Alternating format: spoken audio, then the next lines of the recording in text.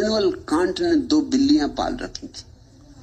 उनके मारे बहुत परेशान था, क्योंकि जब तक वो लौट ना आए तब तक वो सो नहीं सकता था। किसी मित्र ने कहा कि तुम व्यर्थ परेशान होते हो, एक छेद कर दो दरवाजे में, जब भी उनको आना होगा लौट आएंगे। बिल्लियां ही चूहों की तलाश में निकली हैं रात में, कभी देर हो जाती, कभी जल्दी हो जाती। कोई चूहों की कोई रेस्टोरेंट तो है नहीं कि गए और बैरे को बुलाया और कहा कि ले आ 2 चूहे, 2 प्लेट चूहे।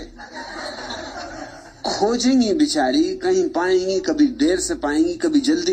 तुम नाहक रात आधी खराब करते हो, फिर गुस्सा होते हो, भनभनाते हो। फिजूल की बात, छोटा सा काम। इतने बड़े बुद्धिमान आदमी, एक छेद कर दो, बिल्लियां जब आएंगी आ जाएंगी और सो जाएंगी। बात जची इमैनुअल कांट को। दूसरे दिन मित्र ने देखा, हैरान हो गया, उसने 2 छेद किए हुए थे। मित्र ने पूछा 2 किस लिए छेद किए? इमैनुअल कांट ने कहा 2 बिल्लियां हैं ना, एक छोटी एक बड़ी, एक छेद में से दोनों कैसे घुसेंगी? जैसे कि एक ही साथ घुसना है। अरे इतनी अकल तो बिल्लियों में भी है कि एक साथ नहीं घुसेंगी।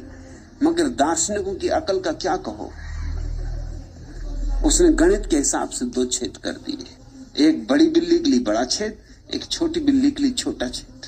इतना ही नहीं, कोई भूल चूक ना हो जाए, उसने छोटे छेद पे लिख दिया छोटी बिल्ली के लिए, बड़े छेद पे लिख दिया बड़ी बिल्ली के लिए। बड़ी बिल्ली कहीं छोटे छेद में घुस जाए तो फंस जाए, और छोटी बिल्ली अगर बड़े छेद से निकले, ज्यादा निकल जाए। दार्शनिक बड़ी चिंताएं कर लेते हैं, बड़ी तार्किक चिंताएं कर लेते हैं। श्रुत ज्ञान, ज्ञान नहीं, ज्ञान का धोखा है।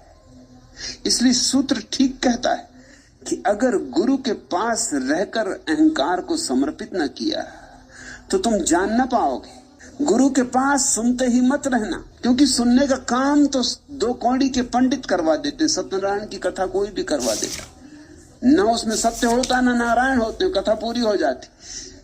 न कहने वाले को पता है, न सुनने वाले को पता है। कहने वाले ने कह दिया, सुनने वाले ने सुन लिया। न कहने वाले ने कहा, न सुनने वाले ने सुना।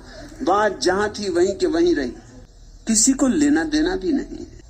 सुनने वाले सुन रहे थे जैसे सुनने वाले सुनते। धार्मिक सभाओं में कोई सुनने के लिए तो जाता नहीं, धार्मिक सभाओं में तो लोग सोने के लिए जाते।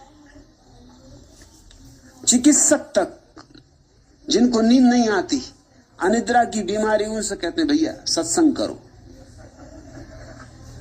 सत्संग में जिसको नींद ना आ जाए वो बड़ा गजब का आदमी। जिसको रात भर भी नींद नहीं आती, उसको जैसे ब्रह्मचर्चा शुरू हुई कि नींद आनी शुरू हो जाती।